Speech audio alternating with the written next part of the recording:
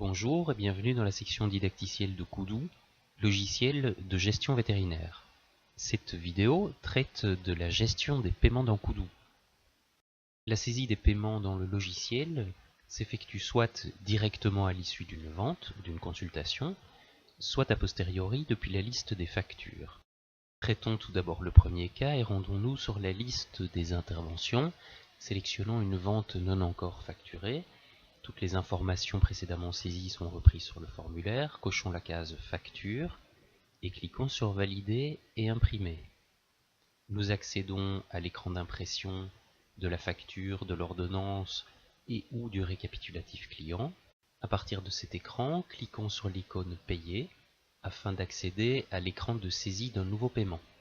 Cet écran affiche le montant dû correspondant à la facture que nous venons de créer. Cette facture est reprise dans un tableau situé à droite de l'écran et qui reprend l'ensemble des factures impayées du client. Il est possible d'adapter le montant dû en cochant l'une ou l'autre des différentes factures impayées.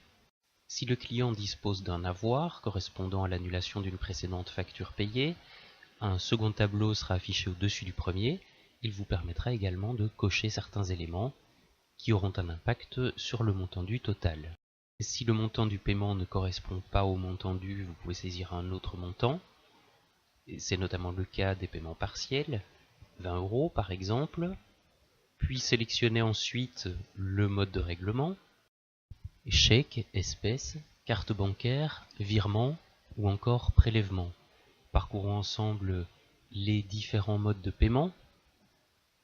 Sélectionnons le mode de paiement le plus simple, en espèces. Dans ce cas, le paiement sera enregistré, entré en comptabilité, et la facture sera directement considérée comme payée. Vous pouvez, si vous le souhaitez, cocher la case paiement prévisionnel s'il s'agit d'une promesse de paiement en espèces, et définir la date d'encaissement manuellement. Si vous cochez la case paiement prévisionnel, il conviendra de saisir une date prévisionnelle et non plus une date d'encaissement. Dans ce cas, la facture passera en attente de paiement tant que ce paiement prévisionnel n'aura pas été validé par vos soins. Sélectionnons à présent un paiement par chèque. Dans le cas de ce type de paiement, 2 dates vous sont demandées. Par défaut, les dates du jour vous sont proposées. Tout d'abord la date d'émission, c'est-à-dire la date à laquelle le chèque a été signé et vous a été remis. Ensuite, la date de réception, c'est la date à partir de laquelle vous souhaitez encaisser le chèque. S'il s'agit d'un chèque que vous souhaitez encaisser immédiatement, saisissez la date du jour. S'il s'agit d'un paiement différé, sélectionnez une date ultérieure et ce chèque ne sera proposé à l'encaissement qu'à partir de cette date via les fonctionnalités de génération de remise de chèque proposées par Koudou. Vous pouvez, si vous le souhaitez, ajouter à ce paiement un commentaire à usage exclusif des utilisateurs de Koudou. Ce commentaire apparaîtra dans la liste des paiements. Lors de l'enregistrement d'un paiement par chèque, là où les factures correspondantes demeureront en attente, il conviendra alors d'utiliser les fonctionnalités de remise de chèque et de validation des remises de chèques via l'interface de rapprochement bancaire afin de valider définitivement le paiement et de passer le statut de la facture à payer. Il en va de même pour les paiements par carte bancaire qui font eux aussi l'objet d'un décompte quotidien qui doit être validé via les fonctionnalités de rapprochement. Lors du paiement par carte bancaire, vous pouvez sélectionner une banque si vous en avez défini plusieurs, sinon la première vous sera proposée par défaut. Valider la date de réception du paiement qui est par défaut la date du jour. Et vous pouvez également ajouter un commentaire qui apparaîtra dans la liste des paiements. Abordons ensuite le cas du paiement par virement. Dans ce cas, il convient à nouveau de sélectionner une banque, si plusieurs banques existent, sinon la première vous sera proposée par défaut. S'il s'agit d'un paiement prévisionnel, cochez la case et renseignez la date prévisionnelle, c'est-à-dire la date à laquelle le client a promis de vous régler par virement. Sinon, définissez la date d'encaissement, c'est-à-dire la date figurant sur votre extrait de compte. Les paiements par virement ne font pas l'objet de dépôt, mais doivent être validés via les fonctionnalités de rapprochement bancaire pour que le statut de la facture passe à payer. Vous pouvez enfin définir un paiement par prélèvement bancaire. Dans ce cas, définissez une date d'encaissement. C'est la date à partir de laquelle le paiement pourra être repris dans l'ordre de prélèvement qui sera adressé à votre banque. En résumé, vous pouvez donc à partir de cet écran régler une ou plusieurs factures de manière totale ou partielle. Saisissons donc pour les besoins de la démonstration un paiement en espèces d'un montant de 20 €, réglé au moment de la vente. Enregistrons ce règlement.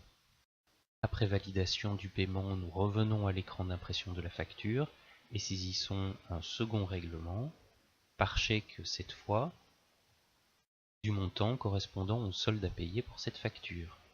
Définissons une date d'encaissement ultérieure correspondant à un chèque différé et enregistrons ce nouveau règlement. À la validation de ce second règlement, nous revenons à la facture imprimable, retournons à la liste des interventions et enfin à l'accueil en cliquant sur l'icône maison qui ferme tous les onglets. Accédons à la liste des paiements. Cette liste affiche les deux paiements que nous venons de saisir. Elle reprend les montants, le nom du client, date de réception, date prévisionnelle et date d'encaissement.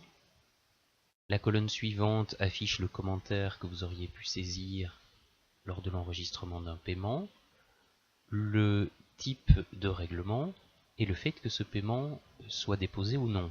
La dernière colonne reprend les icônes actions qui permettent éventuellement de modifier un paiement s'il n'a pas encore été déposé, de l'annuler ou d'accéder à la liste des factures qui sont associées à ce paiement.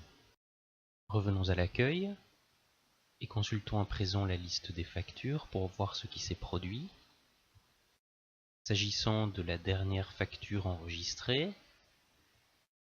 le statut de cette facture est passé à paiement partiel.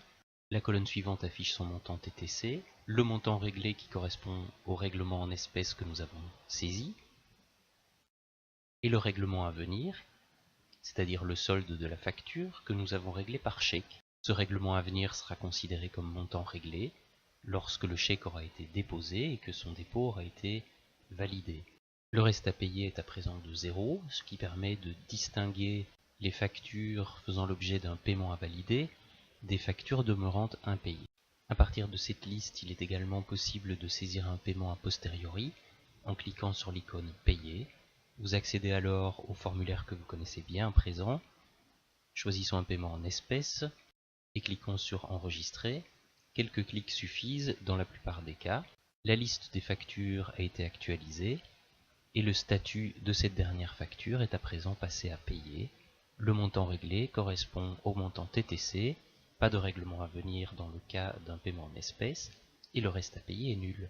Il est alors possible d'accéder à la liste des paiements associés à cette facture, d'annuler la facture et de générer un avoir du montant correspondant à l'ensemble des paiements qui sont associés à cette facture, et enfin d'éditer la facture afin de l'imprimer. Revenons à présent à la liste des paiements afin de faire le point sur les différentes actions qui vous sont proposées dans les colonnes de droite des différents types de paiements. Les paiements en espèces peuvent être annulés, dans ce cas la facture repasse au statut impayé. Un paiement par chèque peut être édité s'il n'a pas encore été déposé en banque, dans ce cas vous pouvez par exemple modifier sa date d'encaissement. Et il peut être supprimé si son dépôt n'a pas encore été validé par le rapprochement bancaire. Ceci vous permet d'annuler les chèques refusés par la banque. Un paiement par carte peut être annulé s'il n'a pas encore fait l'objet d'un dépôt. Un paiement par virement peut être annulé si son dépôt n'a pas encore été validé par le rapprochement. Je vous remercie pour votre attention et je vous invite à consulter par la suite les vidéos didacticielles traitant de la gestion des dépôts et de leur validation par le rapprochement. Ces vidéos sont disponibles sur notre site internet www.koudou.fr.